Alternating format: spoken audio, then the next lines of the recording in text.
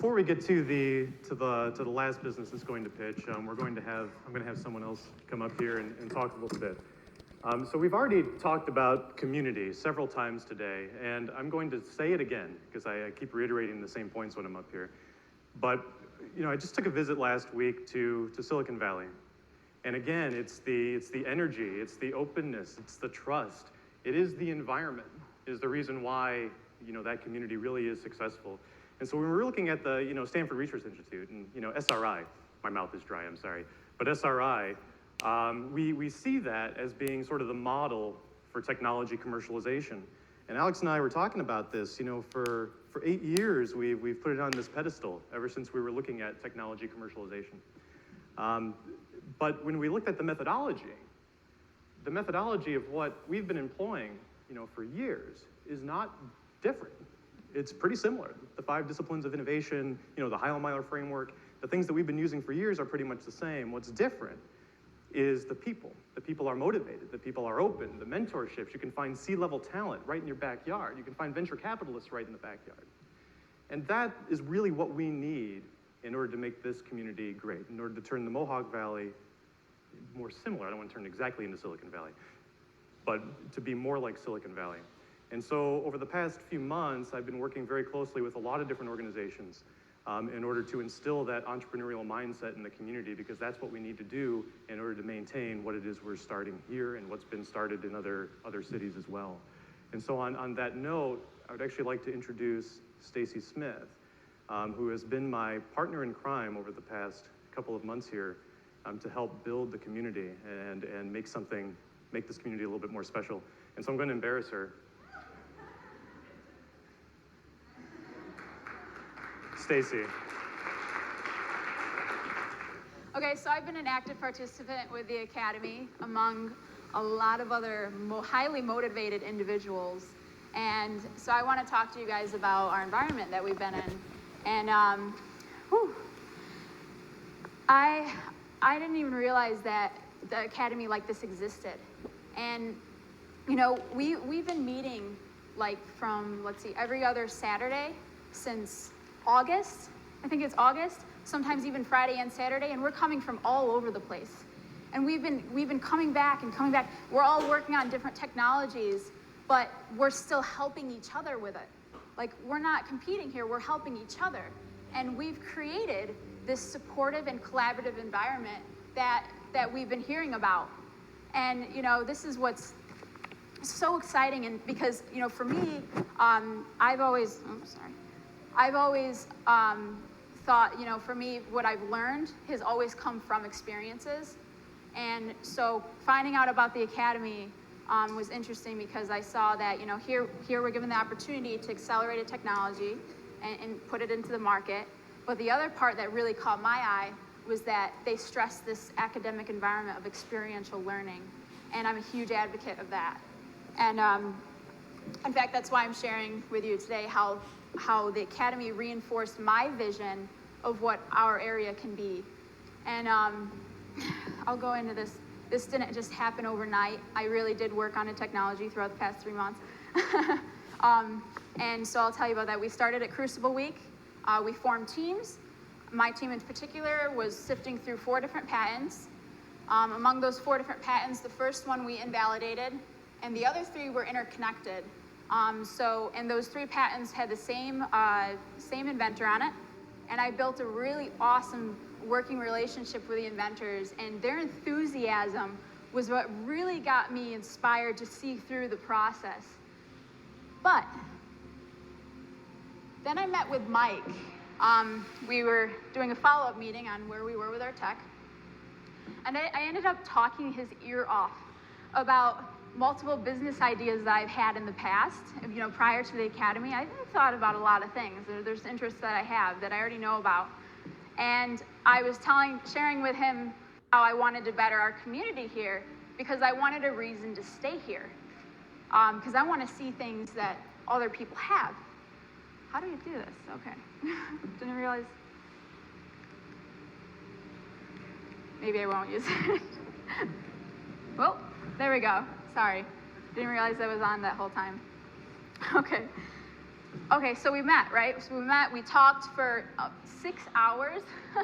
That's how long it took me to share this with him, and he actually allowed me to talk to him for 6 hours, which is why I'm using these, because I want to make sure I don't talk your ear off for the rest of the night, day. But 6 hours later, he said, stop. Mike, the mentor of the program, that's funny, I know. Mike, the mentor of the program, told me to not see it through, to not go through with the academy, which is the whole purpose of what he's doing here, right? And I was confused. I put up a fight. I was like, I've been working on this. I'm invested, and I'm attracted to the idea. I want to start this, and I want to finish it. And from the enthusiasm of the inventors, like, I wanted to see the process through. I wanted to help them get their product to market.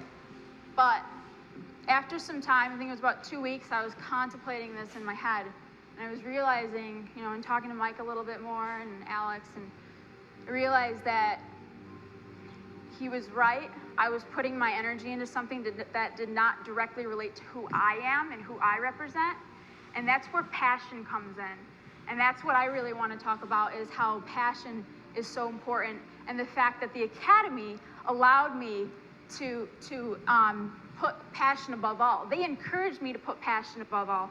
And I mean, that's kind of hard to find. Sometimes it's, being allowed to pivot isn't necessarily, like that you want to see it through. You've got to start your project, and then you need to finish it. But sometimes we have to pivot, and they allowed it. They created an environment that we were allowed to. And so, well, what is my passion? I like helping people discover more about themselves. I like helping people discover the value in each other. I like to help people discover what we have in this area. And more specifically, I like health and wellness promotion. I was kind of hoping I'd go into the academy, find a technology that I could use for preventative healthcare, but that's another story. But, but I like health and wellness, and I like how wellness, your lifestyle reflects on other people. And I know that your lifestyle can spill onto other people's lives, whether it's your friends, your families, the people you do business with, and it's important. And most people associate wellness with just exercise and diet, but it's more than that. It's only one piece of the puzzle. The other piece is your environment and conditioning your mind. And the academy had that healthy environment that we really need to create here. We need to create that culture here. And I mean, that's what we did this in the academy, so this is what's really exciting about it. And I just heard myself echo, so it confused me. I thought somebody called my name. I'm sorry.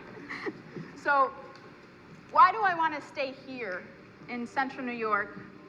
I've been around the country, and I've seen a lot of the most progressive cities in our country. And I actually traveled with the intentions of relocating. I was doing my own little market research and like, where could I move? Because I really don't like it here. I had this weird mindset.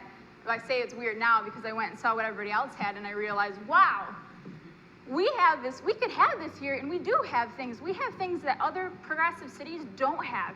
We live in New York State. We're near Canada. We have the ocean. We have the Finger Lakes, the Adirondacks. We have an infrastructure here. We have incredible history. We've got 4 seasons. Winter's coming.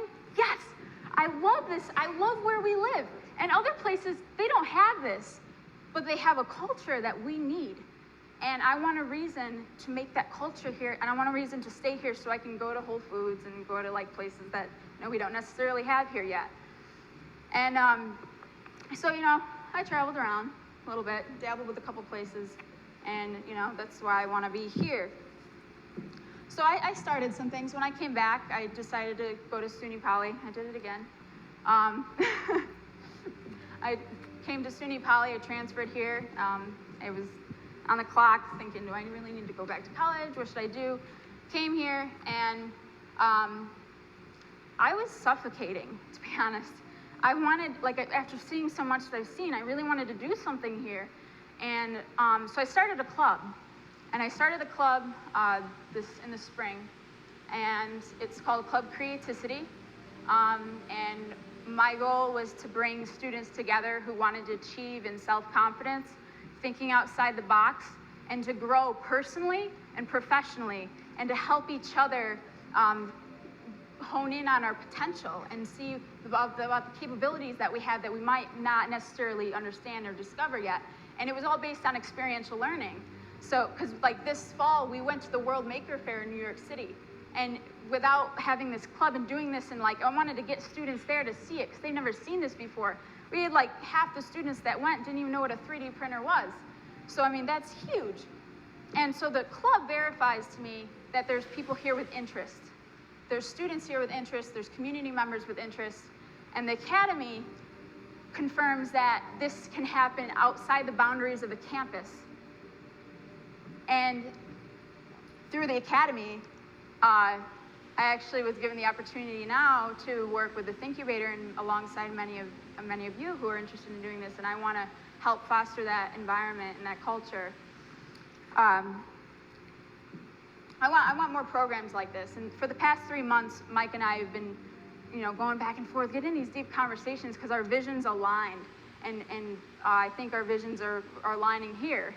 I think we all are getting this message, right? And I want to create this entrepreneurial spirit and environment here by connecting people with ideas and interests, with the resources they need, and the support system that they need. We need to foster trust. We need to create something. We need to be able to talk to each other, because the way that I found out about this academy was not through SUNY Poly putting up a poster. It was through a professor that saw something in me and connected with Mike somehow, probably through somebody else, and it comes through connections. And so we need to connect with each other, not through corporation to corporation. Okay, so I want to do that. This is where I want to go. And you guys are all a part of this process, okay?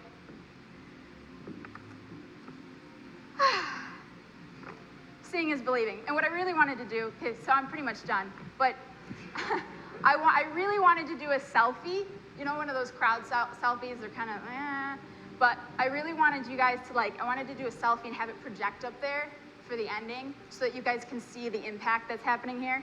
But there was one requirement. I wanted everybody's teeth to show.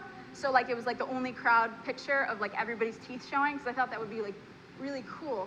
And then you guys can see all your teeth too. But I realized I didn't have enough time to convince you all to smile like that. But because of it, this is exciting, okay?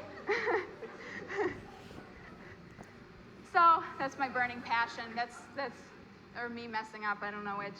That's Utica, that's where I want to go. I want this to be the new path, and I want to strengthen our vision here. And this is actually New York. Look how awesome that is. That's awesome. So I'm gonna leave you with this. Let's expose this hidden gem together. Go to yourachange.com/contact to contact me or any of the other websites that we've heard tonight, and let's start passing these ideas along and do something big, do something epic. There.